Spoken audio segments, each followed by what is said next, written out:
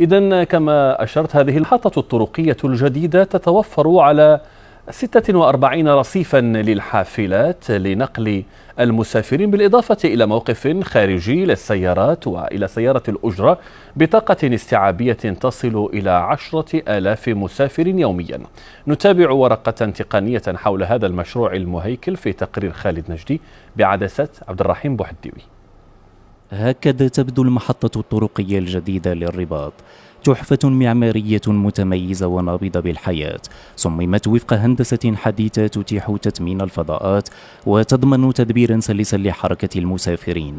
فهذه المحطة تعد بنية لوجستيكية من الجيل الجديد، حيث تعتمد في تسييرها على نظام معلوماتي متكامل للتدبير يمكن من تحسين ظروف استقبال وإرشاد المسافرين وضمان إدارة مثلى لعمليات نقل المسافرين واللوجستيك وتسهيل عمليات اقتناء التذكر السفر، فضلا عن توفرها عن أرصفة للحافلات ومرائب لوقوف السيارات وأخرى للركن. المحطة كتحتوي على 46 رصيف، اسمح لي، 46 رصيف من اجل الانزال والصعود ديال المسافرين. كاين مرآب خاص بالحافلات كيحتوي على 22 بلاصه، بالاضافه الى الباركينغ اللي غيستعملوه المستخدمين والناس اللي خدامين داخل المحطه، سواء الناس ديالنا اللي خدامين مع الشركه او المصالح الخارجيه اللي عندها ارتباط بالتسيير ديال المحطات.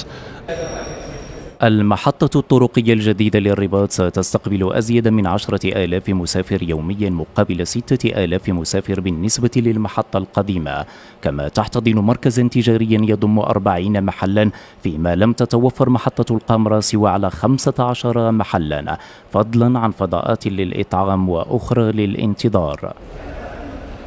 كاين مجموعة ديال المتاجر وديال المقاهي والمطاعم اللي هي راه الاشاره ديال المسافرين باش انهم يمكن لهم يتوجهوا ليها ويقضيوا واحد الوقت اللي هو ممتع قبل ما ياخذوا الوجهه ديالهم، السفر ديالهم، او بالنسبه للناس اللي هما جايين وخصهم يساينوا عائلاتهم ولا شي حاجه كيقدروا يستعملوا هذه الخدمات هذه كامله.